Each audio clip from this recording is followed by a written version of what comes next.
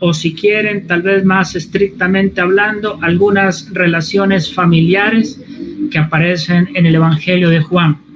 Y la primera de ellas está en Juan capítulo 1 y versículo 12. Juan 1, versículo 12, muy conocido en medio del pueblo del Señor. Mas a todos los que le recibieron, a los que creen en su nombre, les dio potestad de ser hechos hijos de Dios. Y esta entonces es la primera familia que encontramos en el Evangelio de Juan. La primera, desde luego, tenía que ser la familia de Dios. Y hay una sola forma de pertenecer a esa familia, y es recibir al Señor Jesucristo. Y recibir al Señor, el mismo versículo lo explica, a los que creen en su nombre. Eso es recibir al Señor. Cuando predicamos el Evangelio, le decimos, reciba al Señor. ¿Qué le estamos diciendo? Crea en el nombre del Hijo de Dios, crea en el Señor Jesucristo. El nombre es Jesús. Jesús es Dios Salvador. Crea que solamente Jesús lo puede salvar.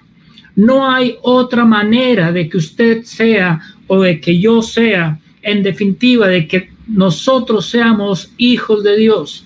Todos hacemos parte de una misma familia. Eso significa que hay un solo Padre. Ustedes son mis hermanos y yo soy su hermano porque tenemos en común a un mismo Padre. Es el Padre eterno, el Padre de los cielos, no el padrecito, no el papito, no, es el Padre con toda la reverencia, con todo el respeto, en su magnificencia, es el Padre. Y nosotros hacemos parte de esa misma familia. Por eso, mis hermanos en Pasto y cualquier otro hermano me es muy cercano a mi corazón, por eso, porque, por llamarlo de alguna manera, corre por nosotros la misma sangre, y lo digo con mucho respeto, la sangre de nuestro Señor Jesucristo, que nos ha lavado a todos. Todos creímos en una misma persona, todos somos hermanos, tenemos un mismo Padre. Entonces, la primera familia que encontramos en el Evangelio de Juan es la familia de Dios. Por eso es que no a cualquiera le llamamos hermano. No todo el que llega al local, cualquiera que dice que es creyente, yo le llamo hermano, porque hasta no estar seguro, bueno, en lo que yo puedo darme cuenta de que es cristiano verdadero, pues no lo llamo hermano, no es lo más correcto. Podríamos seguir diciendo otras cuantas cosas, pero necesitamos avanzar. Esa es la primera familia. Vamos a la segunda familia en el mismo capítulo 1 y versículo 40, relaciones familiares. Dice: Andrés, hermano de Simón Pedro, era uno de los dos que habían oído a Juan y habían seguido a Jesús.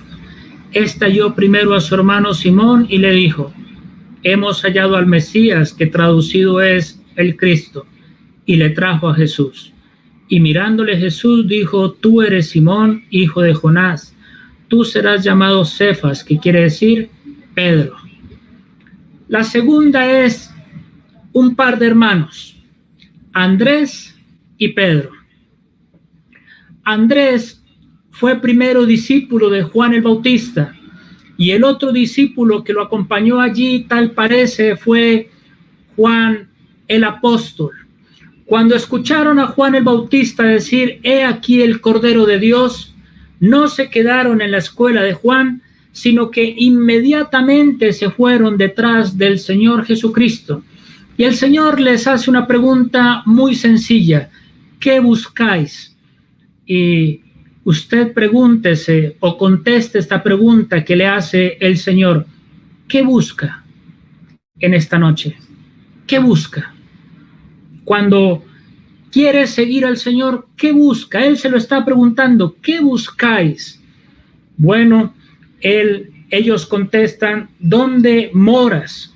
A lo cual el Señor les dice, venid y ved. Entonces Andrés y Juan van tras del Señor y se quedan todo ese día o toda esa noche con el Señor Jesucristo. Me imagino yo que fue una charla intensa, que fue una conversación que duró largamente, que duró bastante, que aprovecharon ellos para preguntarle, le preguntarían de su niñez, le preguntarían de sus papás, le preguntarían de cosas del Antiguo Testamento, de cosas de la vida cotidiana, lo escucharían con atención. Todos se fijaban en el Señor Jesucristo, todo les llamaba la atención de Él. Todo un tiempo bien invertido en la presencia del Señor. Y al siguiente día dice que Andrés encontró a su hermano Pedro. Dice, halló primero a su hermano Simón y le dijo, hemos hallado al Mesías. ¿Qué hizo Andrés con su hermano Simón? Le compartió el Evangelio. ¿Cuántas palabras usó para compartir el Evangelio? 4 palabras. Hemos hallado al Mesías. No fue un mensaje elocuente, no fue un mensaje largo, no fue un mensaje lo que ustedes quieran. Fue un mensaje supremamente sencillo, corto, conciso, al grano, pero llegó a lo más profundo del alma de Simón Pedro. Miren, cuando se pasa tiempo con el Señor, como lo pasó Andrés con el Señor Jesucristo, pues entonces el Espíritu coloca en el corazón el deseo de compartir acerca del Señor Jesucristo. Ahí está entonces Andrés hablando con su hermano y de una manera muy sencilla, pero muy diciente, le habla acerca del Mesías. Y al punto que yo quiero llegar es, yo no sé qué tipo de familia usted tiene y en la cual le ha correspondido vivir, pero su principal ministerio está en su familia. A los primeros que el Señor quiere que les comparte el Evangelio es a sus hermanos, a los más cercanos. Andrés era un recién convertido. Andrés no tenía mucha información acerca del Señor Jesucristo. Por eso lo que él compartió fue algo así, sencillo, como lo que acabamos de leer. No importa el tiempo que usted lleve en el Evangelio, no importa el tiempo que llevemos congregándonos, el tiempo que llevemos leyendo la Biblia, pero lo que sí importa es que hablemos del Señor Jesucristo y la clave estará en la presencia del Señor, conociéndolo a Él. Claro, como me empapo de Él, como lo conozco a Él, me lleno de la persona de Cristo, pues entonces de la abundancia el corazón habla la boca y voy a comenzar a hablar del Señor Jesucristo. Busquemos a nuestros seres queridos, primeramente a nuestros familiares, nuestros hermanos, nuestras hermanas. Allí es nuestro principal ministerio. Jerusalén, Judea, Samaria y hasta lo último de la tierra. Antes de pensar conquistar el mundo lejano, conquistar primero nuestro círculo más íntimo, más cercano. Simón y Andrés, pero no solamente le compartió el Evangelio, sino que ahora dice, le trajo a Jesús, lo llevó a los pies del Señor y el Señor allí le cambia el nombre de Simón Pedro. Entonces, hermanos, la familia, lo importante que es compartir con nuestros seres queridos. Tercera mención en cuanto a relaciones familiares, capítulo 4 y versículo 16.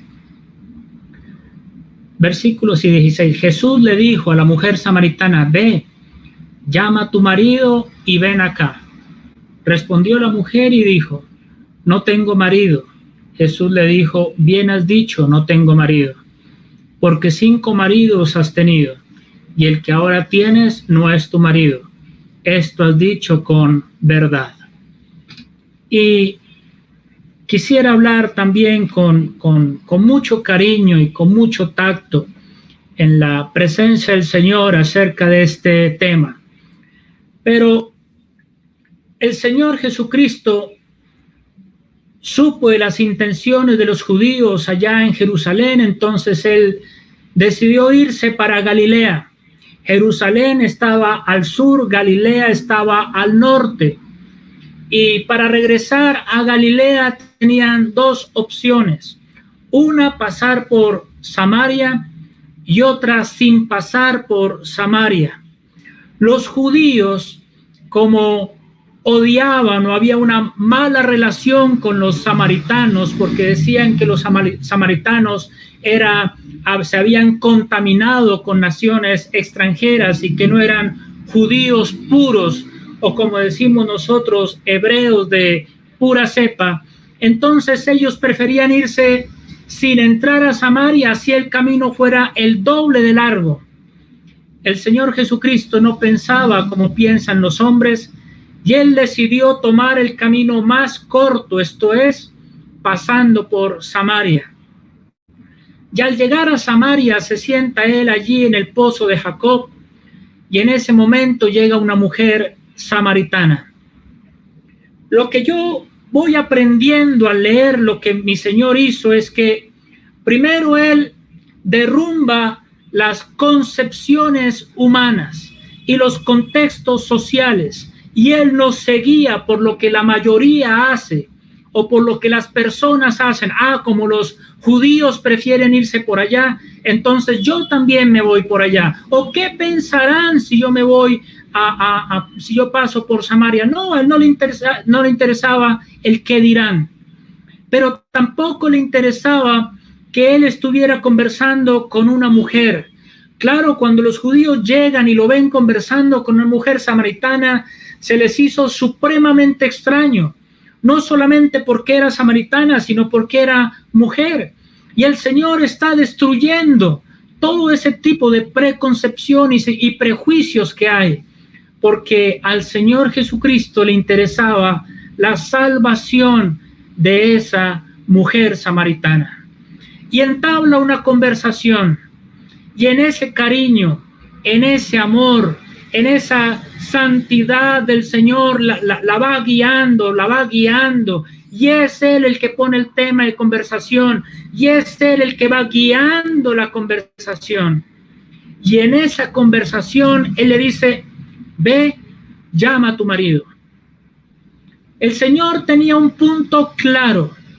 El Señor quería llegar a señalarle un pecado bien identificado en esta mujer, pero ella contesta con una verdad a medias. Ella quiso ser astuta con el Señor porque todavía ella no entendía realmente quién era el Señor, Dios mismo. Ella dice: no tengo marido. Ella vivía con alguien, pero ella contesta: no tengo marido.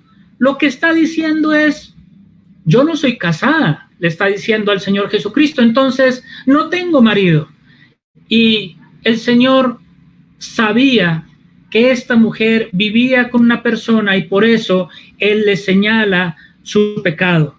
Le dice: bien has dicho, no tengo marido. Yo me imagino que la mujer samaritana se enrojeció, se ruborizó, le dio vergüenza. Yo le estoy ocultando esto y Él me lo está señalando. Debió haber vergüenza en esta pobre mujer, pero no solamente eso. Ahora el Señor le dice: 5 maridos has tenido, y el que ahora tienes no es tu marido. Esto has dicho con verdad. La guía al punto al que Él quería llegar. Ahora, que los maridos anteriores sí fueron esposos y se murieron, no lo sabemos. Que si solamente O sea, si la abandonaron, si fueron esposos, si la abandonaron, tampoco lo sabemos. Pero lo que sí sabemos es la realidad de ella en ese momento. En ese momento, ella tenía una relación ilícita delante del Señor. Y el Señor se lo está mostrando. Tanto así que ella termina diciendo, me parece que tú eres profeta. Desnudó su corazón. El Señor llegó allá a lo más profundo. A veces pasa cuando compartimos el Evangelio, que el Espíritu Santo comienza a desnudar el corazón de las personas y la persona comienza a pensar, ya le fueron a contar de mi vida. ¿Quién le contaría a ese señor que viene aquí a decirme las cosas en público? Y no es eso, es el Espíritu Santo el que está identificando y señalando el pecado, redarguyendo y convenciendo a la persona de pecado, de justicia y de juicio. Miren, amados hermanos, no nos acostumbremos al pecado. Hoy a esto se le llama familia. Constitucionalmente hablando, dentro del mundo jurídico, eso es una familia. Pero muchas veces las leyes riñen con lo que la palabra del Señor enseña. Una unión lesbiana es considerada familia, una unión homosexual es considerada familia, una adopción de niños por parte de una pareja gay es considerada familia. Pero el Señor no lo ve así, de esa manera. El Señor a eso le llama pecado. Y hermanos, amemos a las personas, pero no nos acostumbremos al pecado. No estoy diciendo entonces ahora para arriba y para abajo vamos a estar cada vez que nos encontremos a la persona enrostrándole su condición. No, para nada. Pero el Señor aquí identificó claramente el pecado. Por eso dije de un principio, quiero hablar con cariño, con respeto, pero tratando siempre de ceñirnos a la palabra de Dios. Pero lo que me alegra es que el Señor Jesucristo no dejó en esa condición a la pobre mujer samaritana. Él la siguió guiando en su conversación a tal punto que ella llegó a identificar plenamente quién es el que está hablando con ella. Este es el Cristo. Y hay tal convicción en su corazón que ahora ella va a su ciudad y le cuenta ya a los conciudadanos, venid, ved a un hombre que me ha dicho todo cuanto he hecho. El Señor quiere hacer eso también en esta noche, que nos convirtamos al Señor y que ahora comencemos a contar lo que el Señor ha hecho con nosotros, pero debemos avanzar. Juan capítulo 4 y versículo 46. 4:46. Vino pues Jesús otra vez a Caná de Galilea, donde había convertido el agua en vino. Y había en Capernaum un oficial del rey cuyo hijo estaba enfermo. Cuando oyó que Jesús había llegado de Judea a Galilea, vino a él y le rogó que descendiese y sanase a su hijo que estaba a punto de morir. Entonces Jesús le dijo: si no viereis señales y prodigios, no creeréis. El oficial del rey le dijo: Señor, desciende antes que mi hijo muera. Jesús le dijo: ve, tu hijo vive. Y el hombre creyó la palabra que Jesús le dijo y se fue. Cuando ya él descendía, sus siervos salieron a recibirle y le dieron nuevas diciendo: tu hijo vive. Entonces él le preguntó a qué hora había comenzado a estar mejor y le dijeron: ayer a las 7 le dejó la fiebre. El padre entonces entendió que aquella era la hora en que Jesús le había dicho: tu hijo vive, y creyó él con toda su casa. Qué alentador este pasaje. Allí hay un hombre oficial del rey, un hombre de posición social elevada. Las pruebas, las dificultades, las enfermedades le llegan a todas las personas, a los más pobres y a los más ricos, al que no tiene estudios, al que sí tiene estudios. Nadie está exento de dificultades en esta vida. Y es una de las formas que Dios utiliza para doblegarnos y hacernos sentir la necesidad de buscar a Dios. Es una de las formas que Él usa para mostrarnos cuán frágiles somos, cuán débiles somos y que necesitamos a Dios. Antes de ser quebrantado, dice el salmista, antes de ser humillado, se me olvidó exactamente el versículo. En todo caso, lo contrario a ello, antes de ser humillado, no es la palabra exacta, pero orgulloso andaba, es la idea.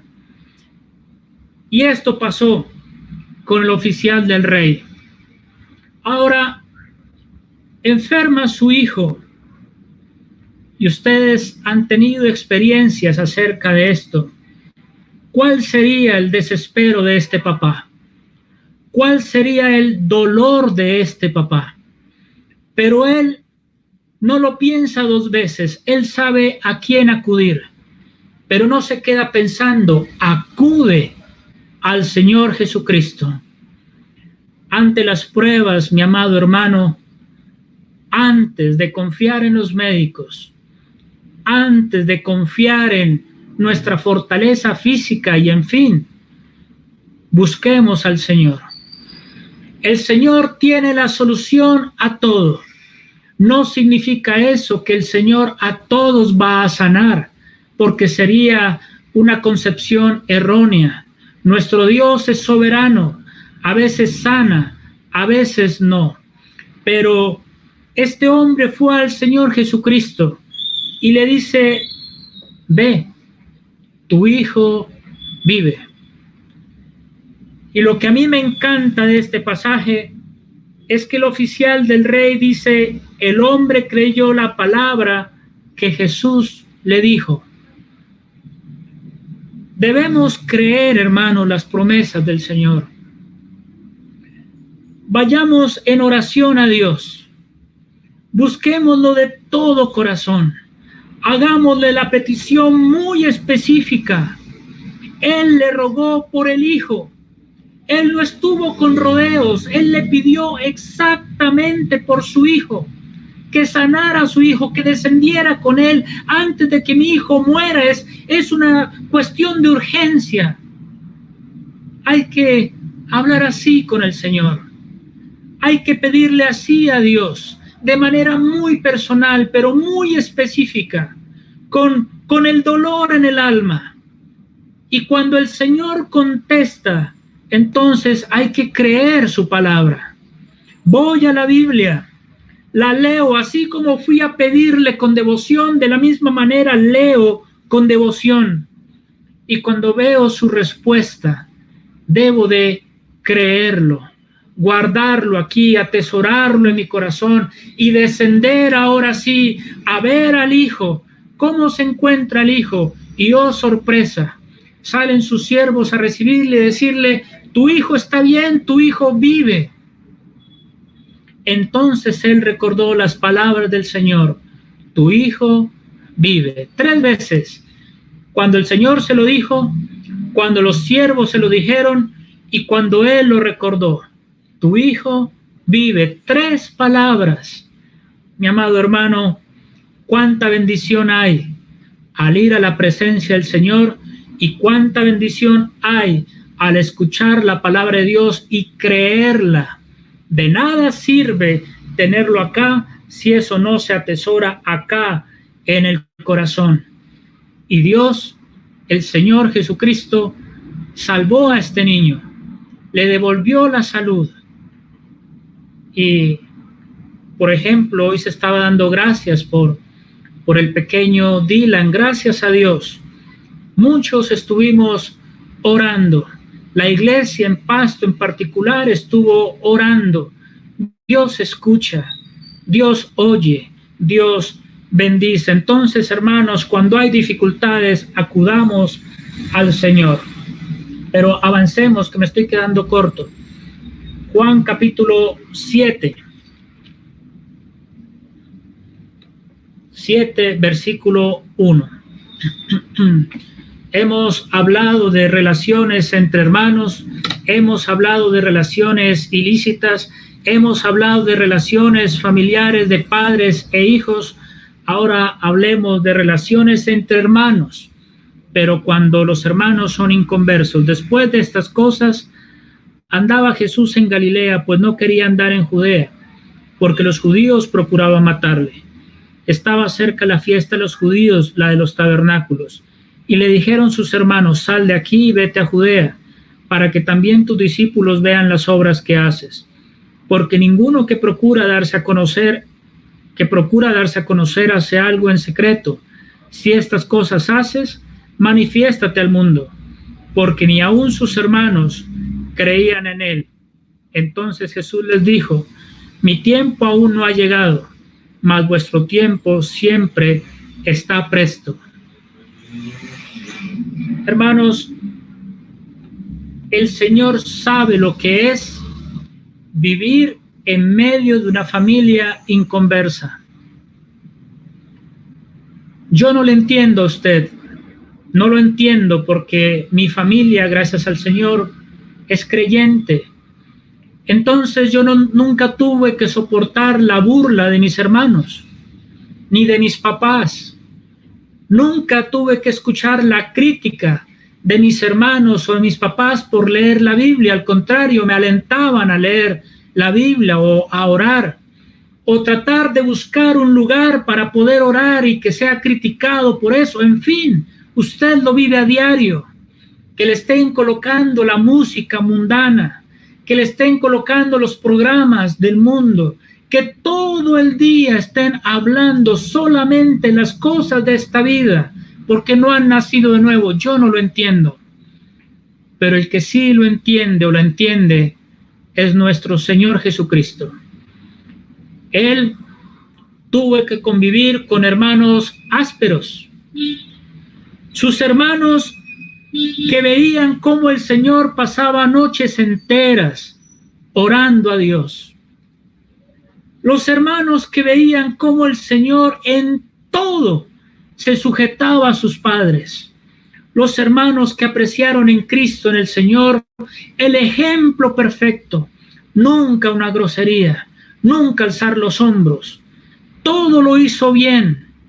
Todo era para la gloria de Dios. Con todo eso, ellos no creían en el Señor Jesucristo. Mire, mi hermano, mi hermana, usted puede tener un comportamiento ejemplar, un testimonio a más no poder, fidelidad delante del Señor, y aún así ver que sus hermanos, que sus hijos, que sus papás no se convierten, y usted se desespera. El Señor se puede colocar en sus zapatos y entenderlo perfectamente. Al Señor lo desafiaba: mira, ¿por qué no subes a la fiesta? Sube, darte a conocer. Si te quieres dar a conocer, es imposible que te mantengas en oculto. Entonces dale a la fiesta, manifiéstate al mundo. Palabras desafiantes, tentándolo al Señor Jesucristo. Pero que su respuesta, mi amado hermano, mi amada hermana, sea como la del Señor, espiritual. Todavía no es tiempo, no ha llegado la hora.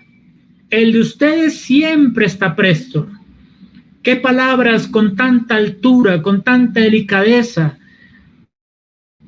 llegando, respondiéndoles con un tono bien usado, pero contestando y contestando bien. El Señor lo entiende. Bueno, antes de pasar al siguiente punto, a la otra relación familiar, es que los hermanos del Señor Jesucristo creyeron en el Señor después de que Él murió y resucitó. Ahí creyeron en Cristo. Entonces hay esperanza. No cese de orar. Siga intercediendo por ellos. Siga dando ejemplo. Siga compartiendo el Evangelio. Y el Señor va a contestar sus oraciones en su tiempo, no en nuestro tiempo, sino en el tiempo del Señor. Siguiente, Juan capítulo 11.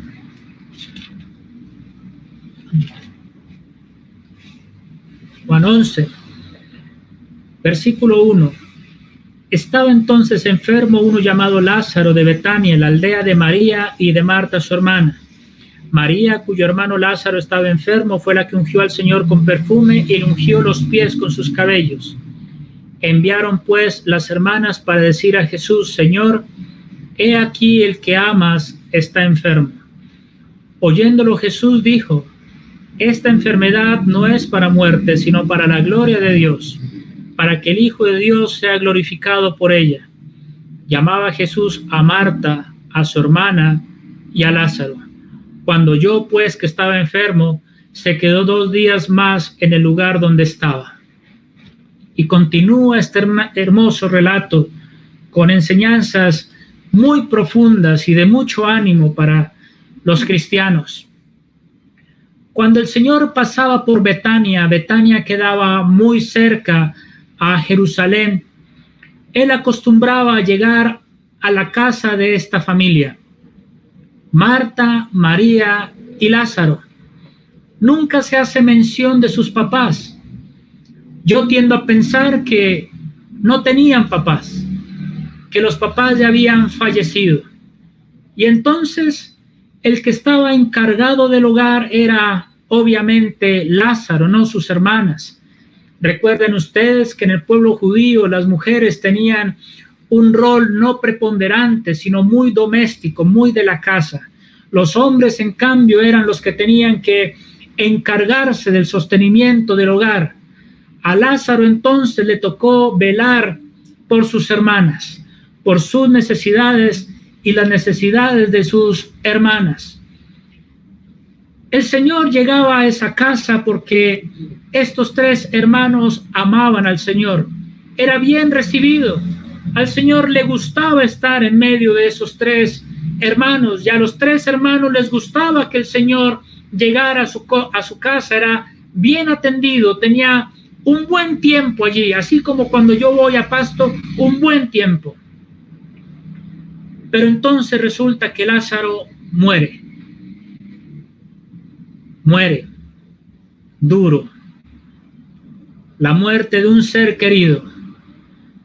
¿Cómo se sentirían estas mujeres? Desamparadas. El que vela por nosotros, el hombre del hogar, me imagino que era su hombre consentido, además, el único varón, se murió. ¿Quién va a ver por nuestras necesidades? ¿Quién nos va a sostener? ¿Qué hacemos ahora? ¿A qué nos dedicamos? ¿Los alimentos? ¿El vestido? ¿El diario vivir? Un sinnúmero de preguntas y dudas. La muerte tocó el hogar de Marta, María y Lázaro. Dios permitió la muerte de uno de sus miembros. El Señor permite la muerte muchas veces de uno o más miembros de nuestro hogar. Marta y María no estaban preparados para eso. Nadie está preparado para la muerte. Nadie. Así sea viejito, el que muere, así sea niño, así sea joven, sea por accidente, sea mortal, sea lo que sea, nadie está preparado para la muerte. Eso les ocurrió a ellas. Bueno, pero me estoy adelantando. Aquí Lázaro está enfermo y le mandan a decir: mira, el que amas está enfermo. La palabra amas o amar ahí en ese versículo es fileo. aquel a quien tú quieres, aquel a quien tú le tienes un cariño especial, un afecto especial, está enfermo. Y se lo mandan a decir porque viéndolo tan enfermo, esperan que el Señor, que lo ama, venga inmediatamente. ¿Y qué hace el Señor? Escucha la noticia y Él enfoca el problema. Esta enfermedad no es para muerte, sino para que el Hijo de Dios sea glorificado por ella. Hermanos, cuando llega la prueba, cuando llega la enfermedad a nuestro hogar, pensemos que eso Dios lo está haciendo para la gloria suya, para la gloria de su santo Hijo Jesús. Somos instrumentos en sus manos. Y si Dios quiere usar la enfermedad para su gloria, lo va a hacer. A ninguno de nosotros nos ha prometido la salud. Esto es para la gloria de Dios, dice el Señor. Pero ahora el Señor se detiene en ese lugar 2 días más. ¿Cómo así? Escucha la noticia. Y lo lógico no era salir corriendo para ver a Lázaro, que lo ama. ¿Usted no habría hecho eso? Yo sí habría hecho eso. Pero el Señor no. Porque el Señor no actúa de acuerdo a nuestro tiempo. Él tiene su tiempo. Y Él no actúa bajo nuestra lógica. Él tiene su lógica. Él no se deja presionar por nadie. Por eso es que uno no puede orar diciendo, declaro la sanidad de tal persona. Porque ¿quién puede presionar a Dios? ¿Quién puede presionar al Señor soberano? Se detiene 2 días más allí. Él no tiene prisa. Durante ese tiempo Lázaro muere. Y entonces, después de que muere Lázaro, el Señor va a visitar a Lázaro, a Marta y a María, y posteriormente resucitar a Lázaro. Pero leyeron bien, llamaba Jesús a Marta, a María y a Lázaro. El Señor Jesucristo ama a las familias. Todas las familias, independientemente de que son inconversas o creyentes, el Señor ama a las familias, la unidad familiar. Pero también el Señor tiene un especial afecto por la familia cristiana. Y el Señor ama a cada miembro de la familia. Ama a Ernestina, ama a Carlos, ama a Josefina. A cada uno. Mi querido hermano, coloque en su corazón estas palabras. El Señor me ama a mí por nombre, me ama a mí.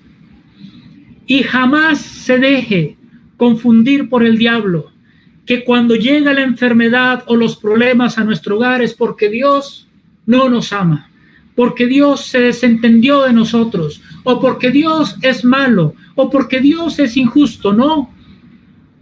Dios nos ama, independientemente de lo que Él haga en el hogar, con enfermedad, con muerte o lo que sea, pero el Señor ama a las familias y ama a cada uno de los miembros del hogar. Y digo, yo pienso de manera personal al hogar cristiano también de una manera especial. Luego el Señor resucita a Lázaro. Y ya voy redondeando con esto. Se me quedaron, creo que 2 menciones más, 7 en total. Ustedes tendrán oportunidad de buscarlas, pero ya que me pasé, voy a aprovechar estos minutos para redondear aquí. Versículo 32. María, cuando llegó a donde estaba Jesús, al verle, se postró a sus pies diciendo, Señor, si hubieses estado aquí, no habría muerto mi hermano. Jesús entonces, al verla llorando, y a los judíos que la acompañaban también llorando, se estremeció en espíritu y se conmovió y dijo: ¿dónde le pusisteis? Le dijeron: Señor, ven y ve. Jesús lloró. Hermosos versículos. Cuando el Señor va a Betania, María, que siempre era muy activa, muy dinámica, sale a encontrarse con él. ¿En qué punto del pueblo de la ciudad? No sé. María, en cambio, siempre más cauta, se queda en la casa. El Señor sostiene una conversación con María. Yo soy la resurrección y la vida. Ahora María es transformada al conocer que el Señor es la resurrección y la vida. Pero ahora entonces el Señor va con Marta a la casa y Marta se acerca a María y le dice: el Maestro está aquí y te llama. Ah, mis amados hermanos, el Señor está aquí y nos llama. ¿Está usted atribulado? ¿Está usted pasando pruebas, dificultades? El Señor está aquí y te llama. Oh, María, no puede esperar más, sale corriendo a ver al Señor y ahora se postra a los pies del Señor. Ese es el lugar preferido de María, siempre estar a los pies de su Señor. En Lucas hay comunión, está a los pies del Señor escuchando su palabra, pero aquí ella no está en ese plan, ahora ella está buscando consuelo. Si hubieras estado aquí, mi hermano no hubiera muerto. Allí a los pies del Señor hay consuelo, mi hermano, mi hermana. Y dice que cuando el Señor vio a María llorando y a los judíos llorando, ¿él acaso fue duro de corazón, indiferente? Dice que se conmovió, que se estremeció. A mí me enternece pensar que el hombre perfecto que está a la diestra del trono de Dios se conmueve al ver mis lágrimas. Cuando Él ve mi dolor y mi amargura, el Señor se estremece. El Señor se conmueve conmigo. Entiende mis lágrimas y mi dolor. Y es como si se parara al lado mío. Y ahí Él llorara conmigo, tanto así que Jesús lloró. 2 palabras, hermanos, pero 2 palabras tan profundas. Ese hombre perfecto en el cielo que me entiende, que llora conmigo. Jesús lloró. Él experimentó todo lo que nosotros experimentamos y por eso nos entiende y por eso Él es nuestro gran y fiel sumo sacerdote. Hay varias familias entonces en el Evangelio de Juan. Faltaba todavía leer cuando el Señor encomienda a María, al apóstol amado, a su mamá, y aprender lecciones de allí. Pero también cuando el Señor Jesucristo dijo: en la casa de mi Padre muchas moradas hay, si así no fuera, yo os lo hubiera dicho, la casa del Padre. Comenzamos hablando de la familia de Dios y terminaríamos hablando de la casa de Dios y la familia ocupando la casa. Bendito sea nuestro Señor Jesucristo por lo que Él es, por lo que Él ha hecho, pero también por lo que Él está haciendo hoy por nosotros. Vamos a orar.